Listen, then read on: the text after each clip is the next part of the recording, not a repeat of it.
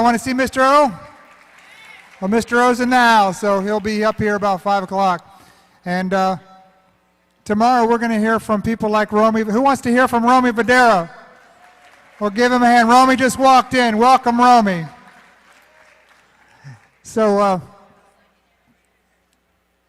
I'll tell you, I said it earlier, and I just want to say it again, how fortunate that I am, and I hope you all feel the same sentiment, how fortunate are the you as well to be in a position to listen to such talent on a really groundbreaking opportunity. And we haven't touched even 0.1% of the human species around the world with this product. And I'm just so excited and so grateful to be here. With that said, are we ready?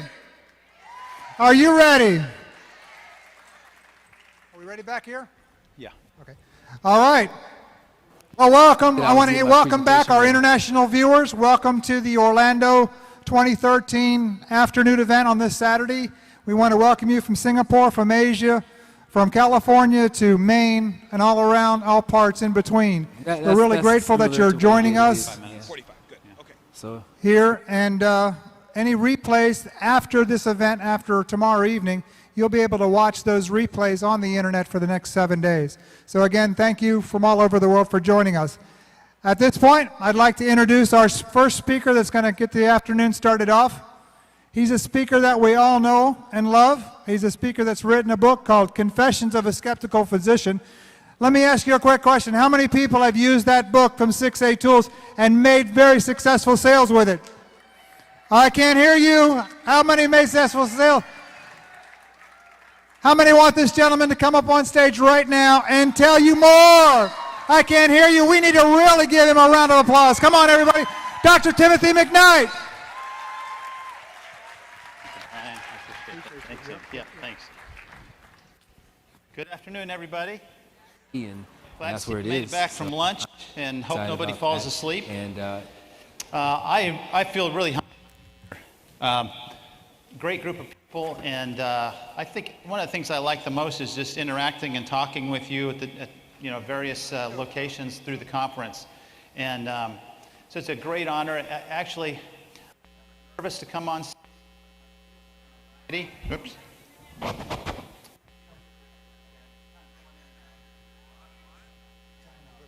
Going in and out, guys. Okay. Oh. Is that better? You want me to speak at the podium and stay right here? Or? Yeah, we're tweaking something. Okay. Yeah. All right. So tell me when I can. Yeah, I'll give you a thumbs up. Okay. So I'm not nervous, but I have to tell you, I spent a lot of time working on this talk up until about 2 hours ago because I feel I owe you my best. And thank you. And also, especially honored today to have met several allopathic physicians.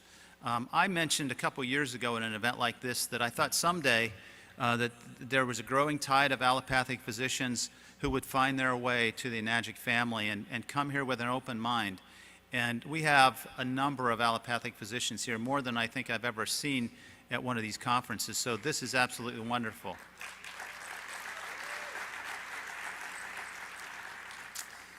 One in particular, I was very surprised when I stepped in a room and I saw his profile and I thought, I can't believe he's here. And I walked up a couple times to take a second look, and it was only until I saw his cowboy boots that I realized who he was. This man is a pioneer in age management medicine. I'm not going to embarrass him by mentioning his name, but the fact that we have somebody of his caliber here doing the things that he does with his patients is a real tribute to those of you who have approached him and his wife and made them come here to learn more. So great job for those of you who are working with physicians like me and him. Many of you know my story. I started out in nutrition and was working on a doctorate in nutrition. And after 8 years on the PhD track, I went to medical school, graduated from Ohio State University, did a family practice residency, And finally, at the age of 40, I had my first job. And as I went into practice, I was very frustrated with what I was doing to really just manage the diseases that I was seeing. And as a result of this, I developed, sort of on the side, a wellness program that was about educating people on healthy lifestyles with nutrition, exercise, stress management, and whatnot. After a couple years doing this on my own, a grant was submitted to Health and Human Services, and we were awarded a 3-year grant, which now has been renewed 2 more additional times. And we've received over $1 million in funding to take this wellness message to the community. And it was in one of these classes that I was introduced to ionized water and was very skeptical. In fact, my contact person was almost obnoxious with how pushy she was. But I came thinking this would keep her quiet and she wouldn't talk to me about it anymore. When I saw the demonstrations like you saw last night here with Bob Gradelli, that really intrigued me because I knew there was no magic there. And then I started hearing stories about people who were getting healthier and feeling better. And then I started doing research and I got very confused with what I found on the internet. But I did find studies, mostly in the Far East, that support the benefits of ionized water in tissue cultures, in animal models, and in some human studies. So as a result of all that background and having opportunities to speak in these events, 6A Tools and I teamed up, and together we published a book called Confessions of a Skeptical Physician. So a lot of the information about the studies and the science is in the book, and I've given that talk a number of times. I didn't want to necessarily repeat that, so I'm going to change the focus a little bit today. We're going to talk about water, the water in the universe, and health restoration. One of the great things that I've seen with this group is that over the years, collectively, the Kangen water family has become more and more health conscious and has become more open-minded. And as I come to these conferences, and now we have more and more physicians with different backgrounds, I have to say there's a lot of new information for me, and there's a lot of words and terms that I'm not familiar with in my allopathic training. But I try to come with an open mind and learn what I can and learn what I don't understand. So let's see if we can dive into this here. Boy, things are not working so good for me, are they? How do I advance this, guys? That's the one I'm pushing. I'm colorblind, but I know that's green anyway, so. Okay. There you go. Okay. I always want to start out with a disclaimer that this is not meant to answer any specific questions on medical conditions, and that this has not been evaluated or approved by the FDA. Okay. So what I want all of you to be thinking about is, as you've listened to different speakers, and it'll be a long day, and as I said last night, your minds will be sore. What I would suggest that you do as you hear different things, and sometimes what you're hearing I think probably conflicts. What I do is look for universal truths and principles. I also want you to know that we're all on the same pathway of healing. We may have a different approach, but we're all trying to get to the same end. And some of you are going to have to unlearn some things, and some of you are going to have to relearn some things, so just be open-minded. And please don't take what I say as the truth because I'm a medical doctor. There's some very qualified alternative medicine type of doctors who are speaking. There's many of you who know much, and I think together we combine our brains and our resources and advance this cause. So just because I'm an MD does not necessarily qualify me as an expert. This is the result of my background and my study. And then finally, remember, we're all taking steps forward today, and we're at different locations. Some of you are further down the path of health and wellness. Some of you are just beginning. So what I want to talk about is the water universe, and we're going to talk about the building blocks of health, the disruptors of our health, and then how we restore our health. I love this quote by Cecil B. DeMille, who was the producer and director of the Ten Commandments. This is one of my mantras, is that it's impossible for us to break the law. We can only break ourselves against the law. When we practice lifestyles that are in discord with the laws of nature, there's a price to be paid. And so it's incumbent upon us to learn what those principles are and live in harmony with them. So here's 3 universal laws that I'd like to begin talking about. And I think these are some of my guiding principles as I have studied the claims about ionized water. So we have balance and harmony, we have order and sequence, and we have interdependence and synergy. Let me explain what that is or give you some examples. In terms of balance and harmony, there's absorption and elimination. So you put food in your mouth, but you have to eliminate what your body doesn't need or want. There's reduction and oxidation. We call this ORP when we're using our meters. There's this acid-base balance. It's extremely critical, and you've heard a lot about acid and alkalinity. When we violate these particular principles of balance and harmony, one example would be toxic stress.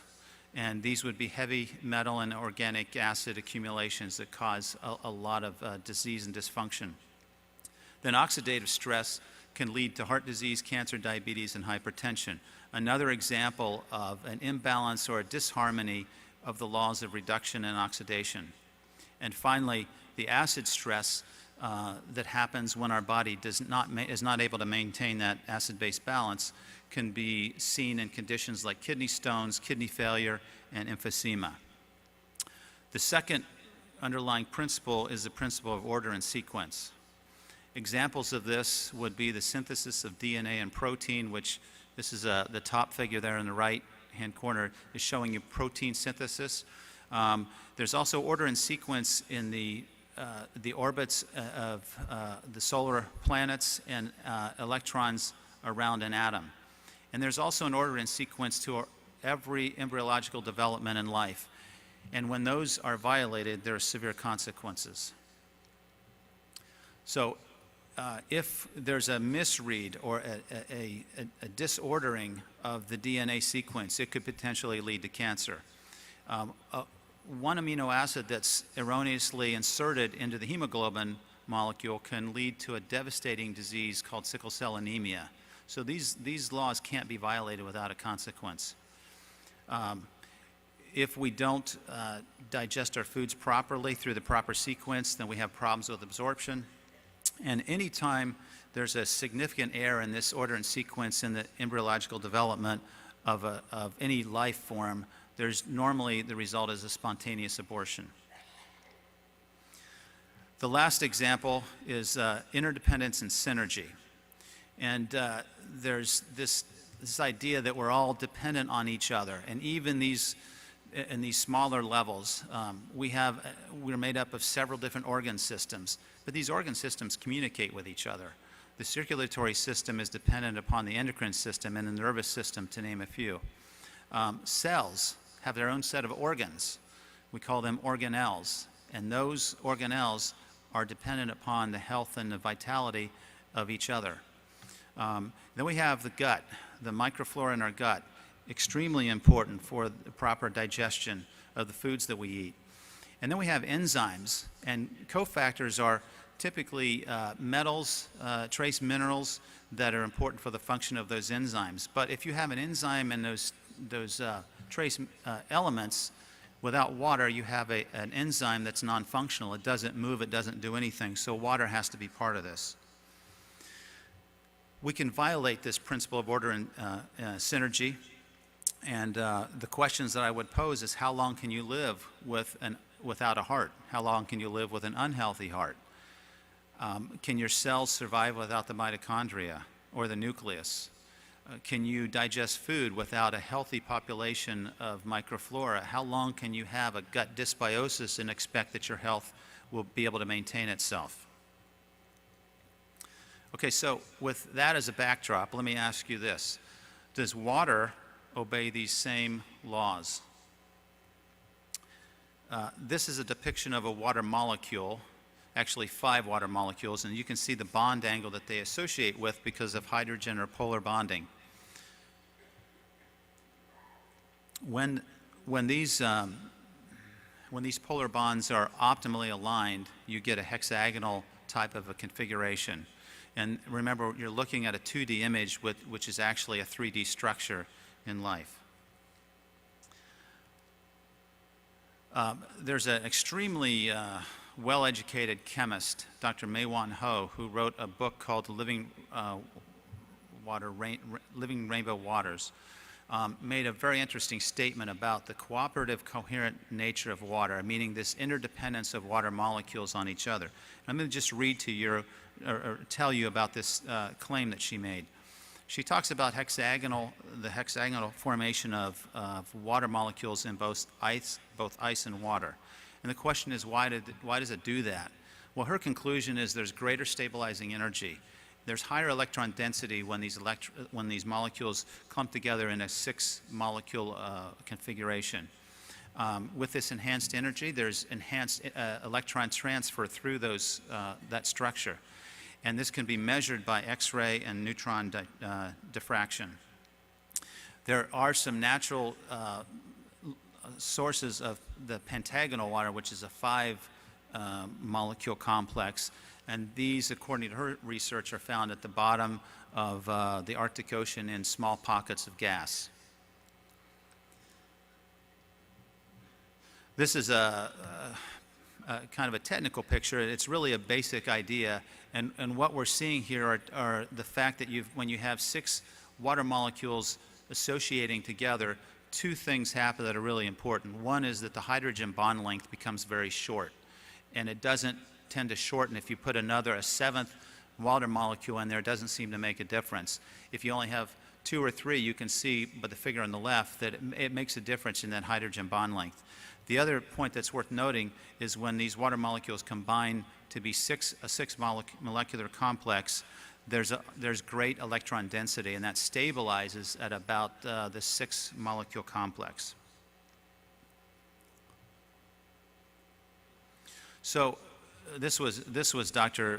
Maywan Ho's quote that I was alluding to earlier. She talked about this atomic synergy of water. It's a beautiful explanation of what water molecules do. She says it's incredibly dynamic, involving astronomical numbers of the most diverse players, all doing their own thing with maximum spontaneity and freedom. It's like quantum jazz. With each individual player, with a dynamic range of some 70 octaves, where each individual player is freely improvising from moment to moment, yet keeping in tune and in step with the whole. That's a pretty amazing statement about water by one of the world's experts in this field. Another contemporary that many of us can identify with is a chemist by the name of Jerry Pollack. He's at the University of Washington.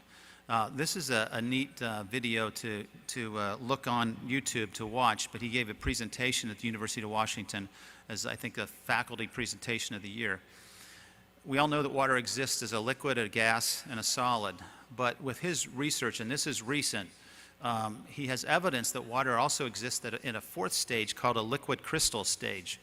And this has some significant implications. In this book that he published, I believe it was in 2002, really illustrates and talks about that whole discovery called Cells, Gels, and the Engines of Life.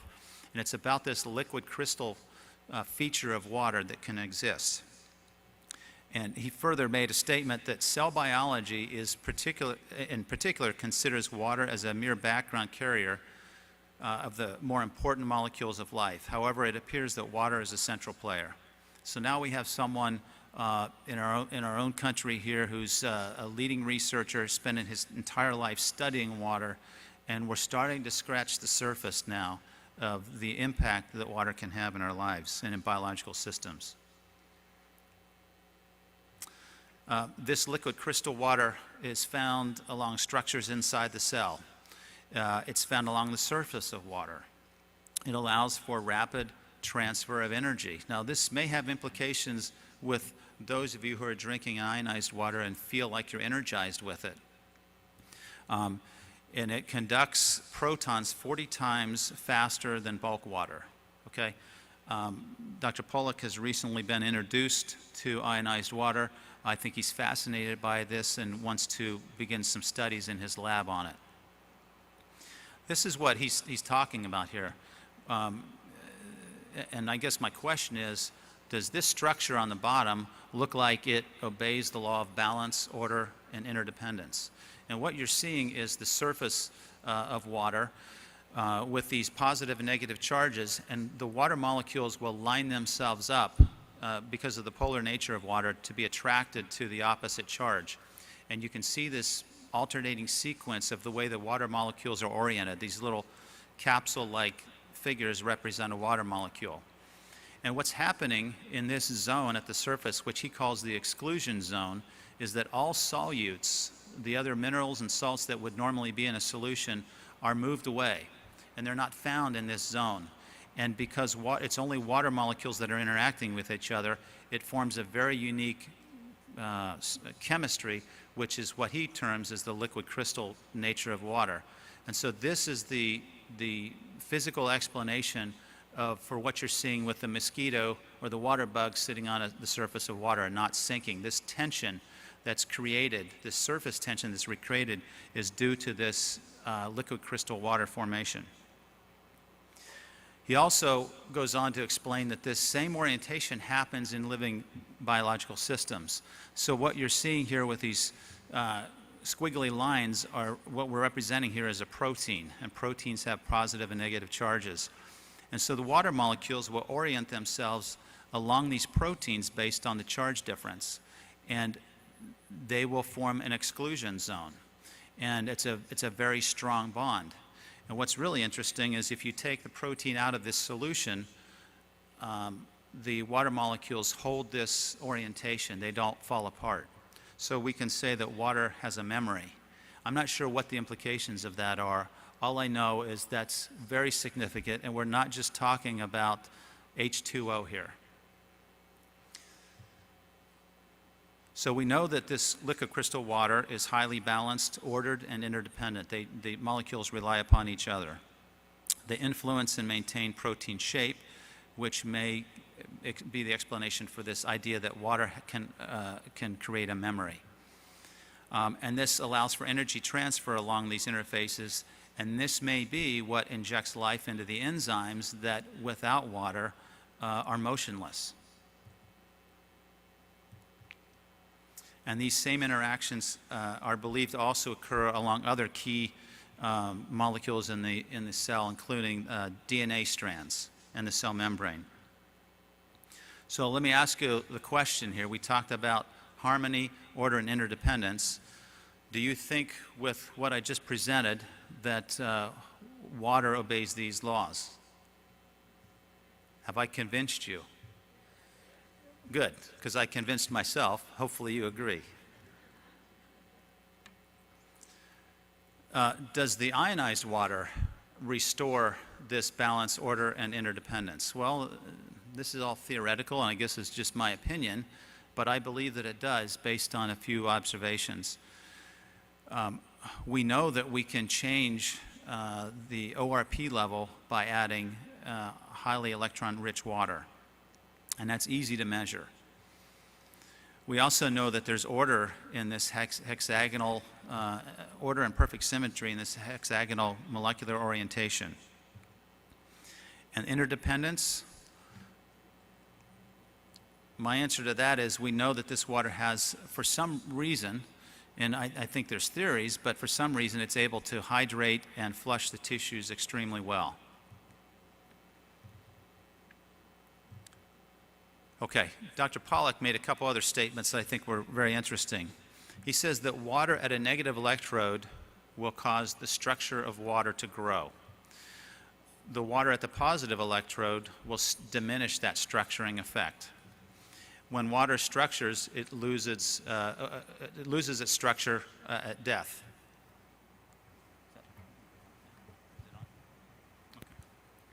I was kind of comfortable back there, but okay.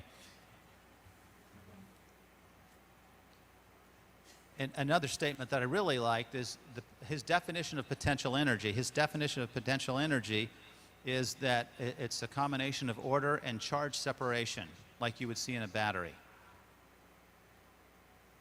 So let's look at a very simple complex that many of you are familiar with, the cell membrane, and the charge difference in the cell membrane. We note on the outside of the cell membrane, as you can see, there's a positive, net positive charge. On the inside of the cell, as a result of the way these ions line up, and particularly the negatively charged proteins. We have a negative charge. So we have a charge separation, and we have an order with this.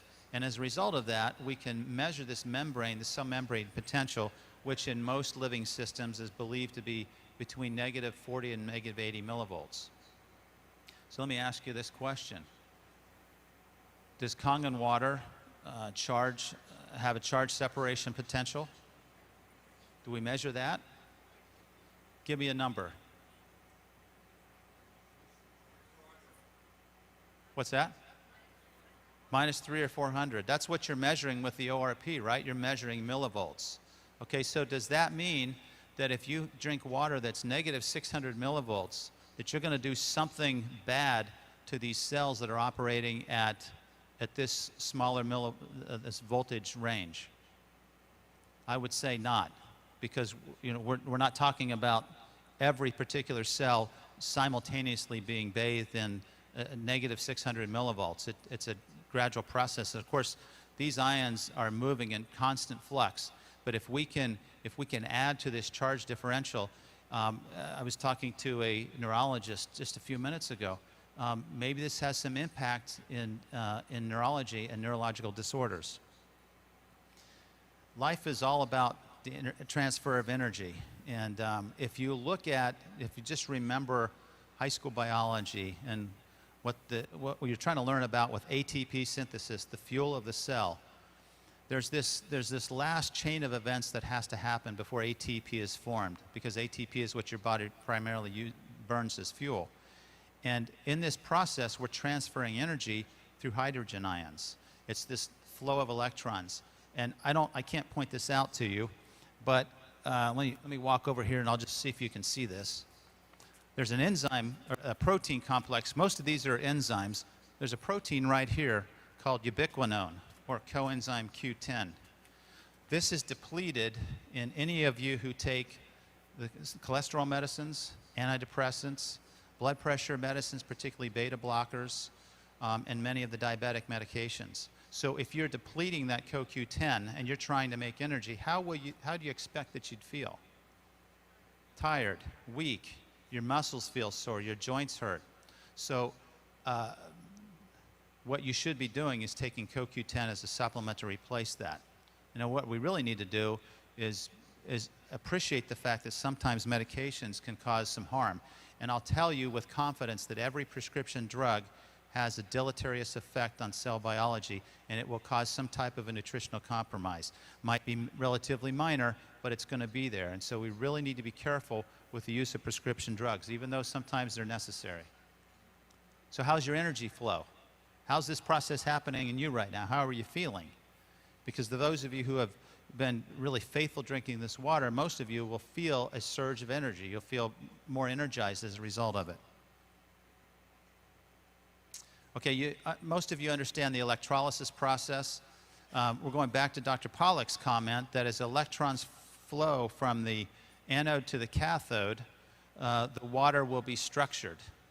And you also know, and one of the other speakers this morning talked about being able to cause a flame to erupt as the alkaline water is coming out of the faucet. And that's because you have hydrogen gas that's combusting. And this hydrogen gas is unstable as far as I understand it, disassociates pretty quickly, and it's the release of these electrons is what the body is sucking up to help to make this negative millivolt potential that's so good for us and so powerful as an antioxidant. This is just a reminder that there are foods that are very acidic and there are foods that are alkaline. We need to try to stay on the alkaline side. I tried to have an alkaline lunch today, but I did have a roll.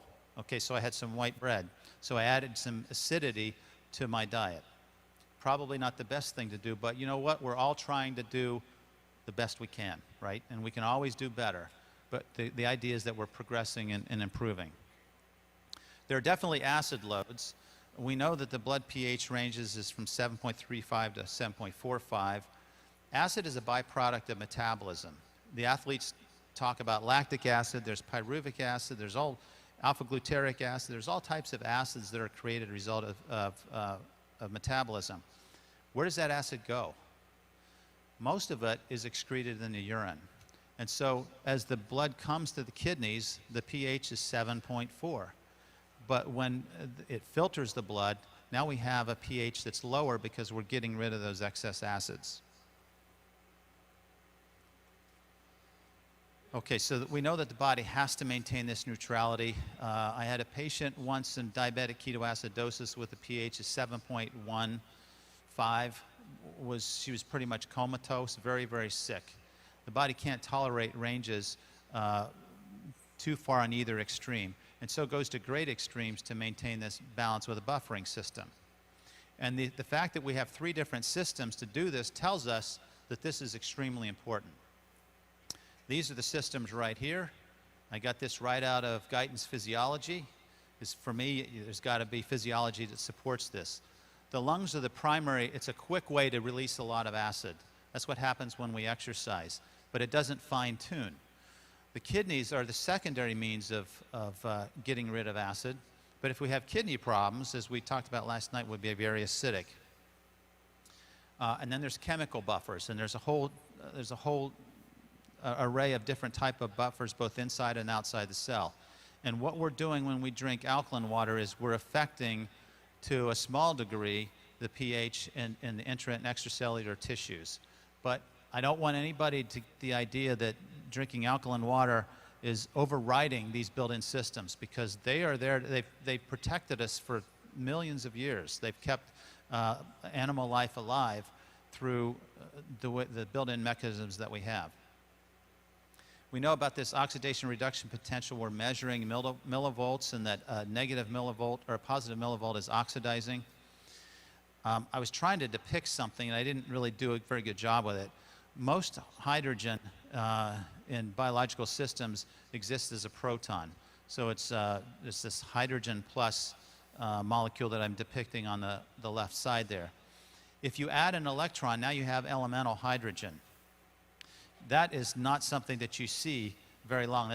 That's pretty unstable. What you will see, though, with energy being put in, is the creation of hydrogen gas. So what we're depicting here are 2 hydrogens with 2 electrons. They're paired up, but it's fairly reactive, it's unstable, and so when it breaks apart, those electrons have to go someplace. And where they go is they go down the electron transport chain. They go to help develop this charge differential that helps us with all types of physiological functions in the body. So this extra electron is able to donate itself to other compounds and act as an antioxidant. We also have talked about the microclustered feature of water. This is measured by nuclear magnetic resonance. I'm still looking for some stronger evidence to support the 1 or 2 studies that I found from scientific data about this microclustering effect. But it has been measured. And this is one of the studies that I found, and when they compared the nuclear magnetic resonance measured in hertz, you can see there's quite a difference between the standard types of water that people drink and this hexagonal ionized water. So something unique about the energy, and we believe it's these properties that allow it to be clustered together and allow those electrons to have a tighter interaction with one another. Another recent scientist who shared a Nobel Prize, I believe it was in 2003, from the United Kingdom, Dr. Agri, came up with this concept that described aquaporins, which somebody had mentioned previously. Aquaporins are protein channels that allow the transfer of water to go through.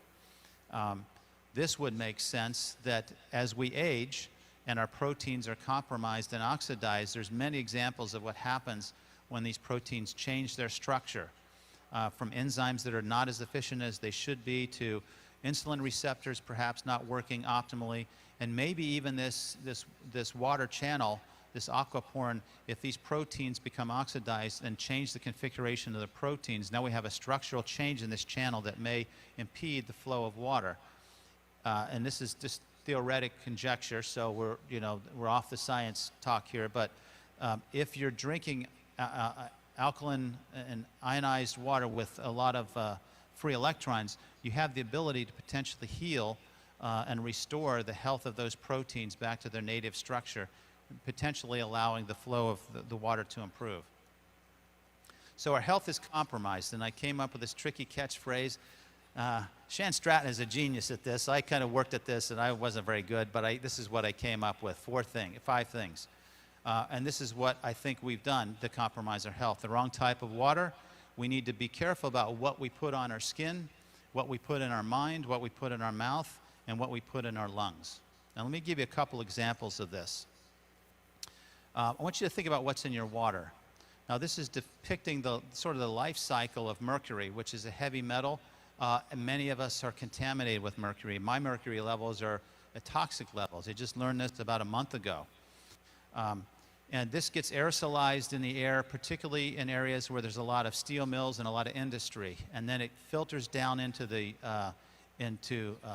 vegetation and into the water supply, gets into the plants, gets into the fish.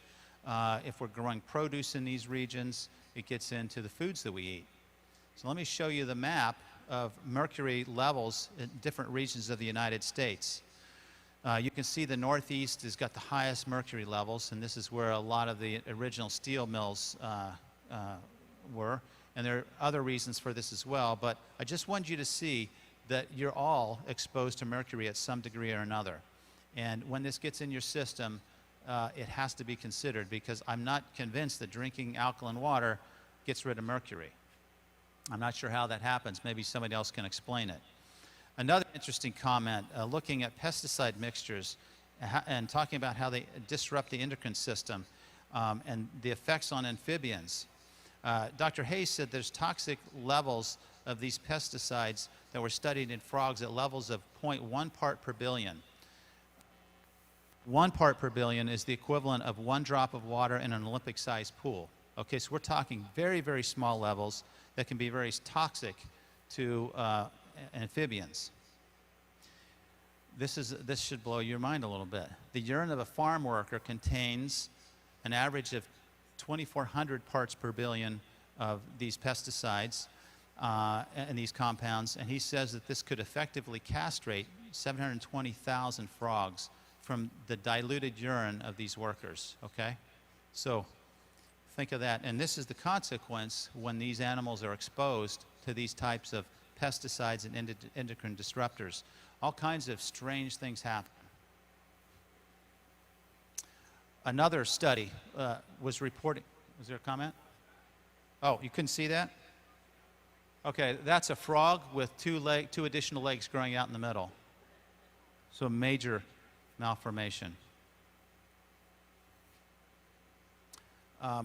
Another study was talking about this, the biomonitoring of industrial pollutants.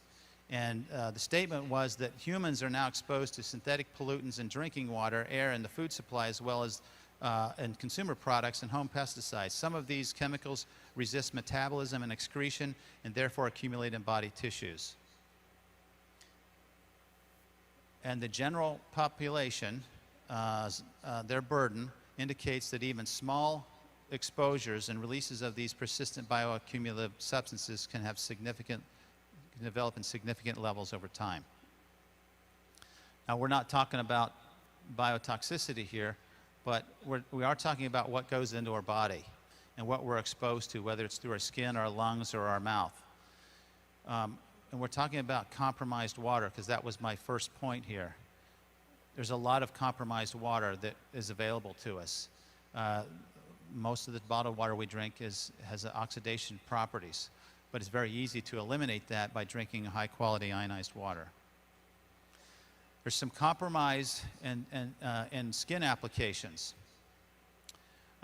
This report was a survey, 2,300 people interviewed around the country, and the findings was that 1 out of every 5 adults is potentially exposed every day to the top 7 common carcinogenic impurities that are found in cosmetics and personal care products.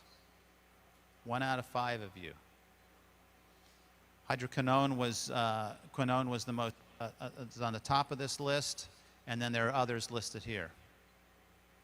Parabens are a a toxicant, we call this, a man-made toxin that's found in cosmetic products, skincare products. And they did a study looking at women, and they noticed when they measured these that they had high concentrations of these parabens in the upper outer portion of a woman's breast tissue. And so the conclusion was this was not something that was being consumed orally because that would have an even distribution. Rather, this was a topical release of these parabens, and the concern is that most of you know that most breast cancers are found in this same region. They looked at 7 out of 40 of these women who had these paraben residues were reported as never having used underarm cosmetics, suggesting that there are other sources that got into their system. And some of these could be things like lotions and sunscreens and moisturizers. So we need to be very careful. We're thinking about what we're putting in our mouth now with water. We need to be thinking about what we're putting on our skin as well. We also have, this is the tea in water, compromised thoughts. And I think probably the biggest failure of healthcare is most of the allopathic approach is that we're trying to heal externally rather than internally. We're trying to manage things with medications, and I think we all know that's the wrong approach. Now, obviously, we're all pretty familiar with the foods that cause us compromise with our health. I don't think I need to really belabor that point any. But let me tell you a little bit more about these environmental toxins that we are taking in unknowingly. Each year, there are 2,000 new chemicals that are registered for everyday use as household products, personal care products, and household cleaners. 2,000 new chemicals. Since World War II, we've had over 85,000 synthetic chemicals that have been registered by the EPA. And roughly 3,000 synthetic chemicals are added every year at levels that we consider high production volume. And that means the definition of that is over 1 million pounds of each of these chemicals are produced and imported into the U.S. That's a lot of chemicals that we really don't have any clue what's happening to when our body comes in contact with it. A little bit more on pesticides. Over 1 billion pounds of pesticides are used annually in the United States, mostly in the commercial agriculture business. The EPA has approved the use of over 350 different pesticide ingredients to be used in the foods we eat. What do you think about that? They say it's okay for us. There's a whole political tangent we could go on there. But only 1%, a tenth of a percent of the pesticides actually reach the intended pest. The rest of that gets washed off and contaminates vegetation and water sources.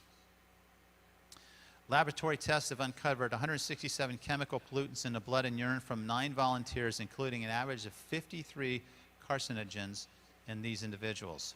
And these were people that were not particularly exposed to chemicals at any known level or live near any industrial facility. So these are people that think they're relatively free from the harm of these chemicals. Now, let me tell you a little bit about astrazine, and some of you who do bioidentical hormone therapy, I think, can identify this. I do use bioidentical hormones in my practice, and the last 2 years I've seen about half a dozen men come in, mid-30s, big, strong, muscular guys. They look like they've been on steroids, but they're not, just very, very testosterone-driven, and they have just crashed. No energy, no libido. They feel depressed, they're tired, they feel awful. If you measure their testosterone levels, they're low. If you replace them, they feel better. But my question is, what happened to these testosterone levels? Why did this happen? Of course, women have the same exposures, but this is pretty dramatic when you see a man who loves the gym now become a couch potato with no explained reason. Astrazine is one of the most widely used herbicides since 1959. It's a weed killer of choice for corn, citrus fruits, and sugar canes. It was banned in Europe in 2003. And in the United States, though, we produce 70 to 80 million pounds annually. It's a major contaminant of groundwater in the Midwest. Now, why did I mention hormones? Because this will knock down a man's testosterone level, as will Roundup. and some of the other weed killers that we're commonly exposed to. We don't realize that we're being exposed to it. It can travel up to 600 miles from the point of application and has persisted in groundwater in France despite no application there for over 18 years, 15 years. And it's estimated that all Americans are exposed to this every day, or at least 60% are exposed to this every day. I think you're probably thinking, what does this have to do with water? Well, it does have something to do with water. This is the map of the astrazine herbicide and where the levels are found. You can see it's in the Corn Belt in the Midwest. I think we need to be very careful about the foods we consume, because there will be effects that will linger in our bodies for a long time unless we identify them. And one of my contentions is that ionized water may not have the direct effect on releasing these, but certainly would be something that I would add to my armamentarium. So health restored, that's how we destroy our health. The things we eat, the water we drink, the things we put in our minds, in our lungs, and on our skin. Now, how do we restore it? Now, this is a formula that most of you have heard of. First, we need to eliminate, and this is the primary route of getting rid of these toxins, getting rid of those things the body doesn't want. So we have two organs that we need to think about, our intestinal tract and our liver. Our liver detoxifies anything that's harmful to us, and it goes through a series of reactions to do it, but basically phase 1 reactions are all about making that compound more water soluble. So if you're trying to make something water soluble, wouldn't it make sense that you would want something that's electron rich, that's ionized, that's structured? I mean, I don't know that there hasn't been a study on this, but to me that makes perfect sense. These phase 1 enzymes also are dependent upon B vitamins and trace minerals that many of us are deficient in or insufficient in, and many of you need to consider selenium supplementation and perhaps magnesium. Phase 2 enzymes, then the second step of this process is once we've made those bad things water soluble, now we bind them in a way that we can excrete them through our gut without them being reabsorbed, so it'll go out in our feces. So this is the conjugation process. Foods that have a lot of sulfur in them stink, but they're very good because they're used in this conjugation process. And the best foods with the best sources of sulfur are the cabbage family, cruciferous vegetables, broccoli, Brussels sprouts, cauliflower, cabbage. These are excellent foods to help with the detoxification of the liver. And then, of course, with the gut health, it's a matter of, Shan talks about nutrient utilization and helping us utilize those nutrients with the aid of enzymes to help us digest the foods, because many of our enzymes don't function optimally because with age, proteins become oxidized and they change their structure. And then the other part of this is that we have to be able to eliminate effectively. But many of us don't do that. There's a lot of reasons why we have problems with our gut health. I'm not sure how many of you know this, but the gut and the brain are intimately connected. And the gut has more neurons located that line it second only to the brain. So there's a connection and a communication between the gut and the brain. Many times, gut dysbiosis can cure or heal significantly someone with any mental disorder, whether it's anxiety, depression, or other types of disorders. There's also the gut immune connection. 60% of our immune system is lined in our intestinal tract. If your intestinal tract is bogged down with these toxic residues and pesticides and impartially digested foods, for all the reasons that we've talked about, there will be a price to be paid. We have over 100 trillion microorganisms in the gut, 50 different types of microorganisms that aid in digestion, they help synthesize vitamins, and they maintain a healthy epithelial tissue. But what happens when we take antibiotics without really eating them? We use these acid blockers and antacids. We change the pH through the intestinal tract, and now we really disrupt some of these microorganisms that are really responsible for our ability to utilize and absorb the nutrients that we're trying to get. We also have compromises in what we breathe, and these are all pretty obvious. For many of you who've listened to Dr. Allen, some really interesting work that she's done with pilots who have been exposed to the exhaust from jet fuels. These are direct neurotoxins and can be detoxified with the right protocols. A lot of these are new to me. This is not something I learned in medical school, but it's something I'm hearing about now. So we can restore our health with, first, structured, energy-rich, ionized alkaline Kangen water. Simplest thing we can do, that's what we're all doing. We're seeing a lot of positive things happening anecdotally. And you can't argue with some of the miracles that are happening. And I sort of fought that for a long time until my wife had adhesive capsulitis, a frozen shoulder for a year and a half with no resolution until the day she drank 1.5 gallons of freshly made ionized water. And that evening, she had a restoration of that movement of that joint. I have no idea how that happened. And I felt like I was an expert. I'd gone through that. I've gone through the therapy. I know what that feels like to have those tissues ripped. I actually heard mine rip in my armpit the day that I got my motion back in my shoulder. So I know that it had to be the water. We have to be careful about what we put on our skin. Next time you put lotion on your skin, ask yourself, would you be willing to eat it on a tablespoon? Because that's basically what's happening. It's getting in your system. We need to watch our thoughts. We have very toxic thoughts, and I think the remedy for toxic thoughts is service, which is what's so nice about all of you, because you're all service-minded. You're really here to help other people, and great things happen when you're thinking of others more than yourself.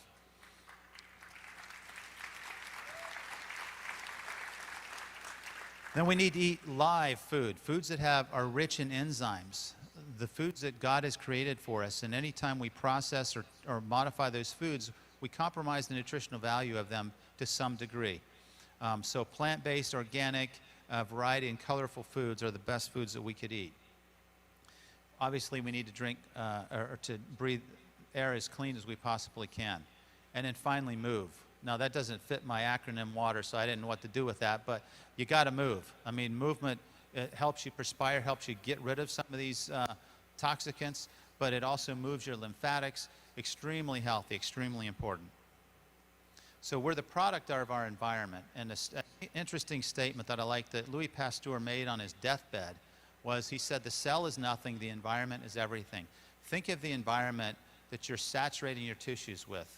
And we know that there are positive things that happen when we saturate our tissue with energy-rich, structured, ionized alkaline water. But the point I'm making here is that there may be a little bit more that needs to happen, because some of you drink this water hoping for a magical cure, and maybe you're not feeling it. And for those of you who are having other symptoms, my suggestion is we get to the root cause, we keep digging, and we look for these toxins that we've been exposed to and find ways to get those eliminated. So, questions that I get, these are some of the questions I've had over the last couple years, and I think we all have the right answer here. It doesn't cure any of these conditions. It helps to support healthy biochemistry. It helps to support a body that's intended and designed to miraculously heal itself, even in the face of tremendous abuse that we submit ourselves to. Our body will heal itself until we take our last breath. Now, I didn't talk about studies, but there are studies that exist. And for the skeptics, they need to see these. And I will admit, they're not maybe as robust and not as numerous as we would like. But I've settled in my mind that I'm comfortable with that, because they continue to come in. And I feel good about the fact that this is in line with basic principles, those principles I talked about with harmony, order, and interdependence. It's consistent with what I know about physiology and biochemistry, and what I've seen in the literature. It's consistent with that. And what I'm hearing from other individuals that are studying it, it's consistent with that. I firmly believe that we are scratching the surface, and we're in for some exciting times. And you guys are all positioned perfectly, because you're able to take this message to those who are willing and open enough to hear it. So we're back to this statement again. It's impossible for us to break the law, but we can break ourselves against it. Let's continue to help others heal from the ailments that afflict them. Let's promote healthy lifestyles, and at the core of that healthy lifestyle should be ionized water. So a healing formula, these are the lifestyles that I suggest that we embrace. These are the lifestyles that I suggest that we avoid. And I think most of you would agree with this. This is nothing unique. Some people ask about supplements. Remember what the word means. It means to supplement a healthy diet. our nutrition should come from food. It should come from raw plant-based foods primarily. But if we're going to take supplements, these are the supplements that I rank in sort of the most importance down to maybe the more optional supplements. And again, it supplements a healthy lifestyle. It doesn't substitute for a healthy diet. Now, as I conclude, we're all about helping other people heal. Now, if we apply those natural laws of harmony, when you're approaching others, let's find common ground, and let's find those things that attract us to each other, and let's talk about those things. Let's don't get into arguments with people and try to convince them and persuade them and overwhelm them with too many anecdotal stories or maybe science that we don't understand. Let's simply humbly and lovingly share our message with those that we care about. Let's also remember that there's an order and a sequence to this, that first we need to listen. Because if we're not listening and understanding what they're saying, we're not really communicating. Then we need to teach them, then we need to show them, and then we need to listen to them and see what they've processed and how we can refine the message. And then there's this interdependence. And this is when this whole business becomes a lot of fun, when you're building teams together and we're having events like this and we're all collectively leaving better than when we came. Okay, so here's a question for you. I started with harmony, order, and interdependence. And this is my family. Now, how often do you think I have harmony, order, and this synergy in my family? I've got teenagers. Katie, where's Katie? Where is she? Stand up, Katie. Katie is the one on the bottom right here. She is a fun kid. I am so proud of her and so glad she could come, and many of you have just embraced her and made her feel welcome. She made a DVD about the ionized water, a music video that I was trying to show you, but couldn't make it work. But the point here is that this is where life becomes very sweet. When we have harmony with those that we love, when there is order and there is this interdependence, this feeling of love, that's a feeling that nothing else in life can compare with. And I think that's what we're all about as a Kangen water family, is having those experiences. I love this quote by Emerson. This boy, Dustin Carter, was a state wrestling champion, not a champion, but he made it to the state finals in Ohio a few years ago. At the age of 5, he developed meningitis, became septic, and had his limbs amputated. And he's still competing at the state meet. This is a phenomenal message that there's so much more within us than what we give ourselves credit for. He stood by the crossroads all alone, the sunlight in his face. He had no thought for the world unknown. He was set for the manly race. But the road stretched east, and the road stretched west, and the lad knew not which road was best. So he turned from the road which led him down, and he lost the race and the victor's crown, because no one stood at the crossroads there to show him the better way. Another day, on this self-same place, a boy with high hopes stood. He too was seeking the manly race. He too was seeking for things that were good. But one was there whom the roads did know, and that one did show him which way to go. Today he walks the highways fair, because one stood at the crossroads there. You are all standing at the crossroads of someone's literal life, their health, their future. May you have the courage to continue to share this message with confidence. May you open your mouths. May you love those that you're serving. And may you have joy in this opportunity with ionized water. Thank you. Everybody, come on, stretch it out, come on. Dr. Mcknight, you're awesome. We appreciate you. We're so blessed to have you on our team, aren't we? Are we blessed or what? I can't hear you. Step over here. Would you do me a favor? I have a couple of books, Confessions of a Skeptical Physician. Would you do me a favor real quick and sign a few of these? Because we're going to raffle these off. A few of his books. Confessions of a Skeptical Physician. I'm telling you folks, this book right here has made more people that were skeptical unskeptical. And it's a phenomenal, phenomenal book. I'll tell you, I've sold more machines from this book than you could ever know. It's phenomenal. We're going to raffle a few of these off. Dr. Mcknight is going to sign a couple here. We're going to raffle those off. If you want them in bulk, you can get them at 6A Tools right outside. And for those online, we just want to say hello again to you. We're hearing from you from East Coast, West Coast, and from Asia, all around the world. And we just want to acknowledge you and welcome you all from watching us all around the world on the 6A Tools internet site. Okay. Thank you, Dr. Mike. Another round of applause for Dr. Timothy Mcknight.